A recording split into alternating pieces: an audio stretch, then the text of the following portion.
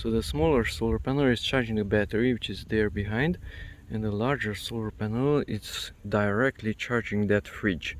So there is no battery connected. If I would stay in front of the solar panel, then the fridge would be blocked. It would stop. So this is charging through a charge controller, the battery, and that is charging directly the battery without any charge controller.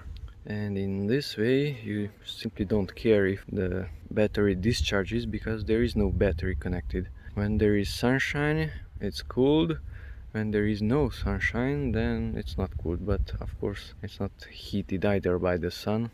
So currently there is shadow on that solar panel.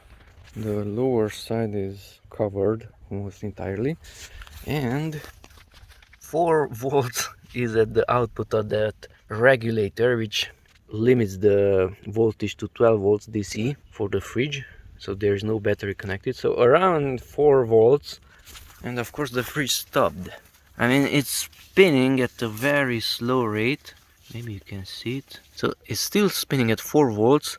The LED is somewhat on, so you can use it even at 4 volts. 3.8 volts.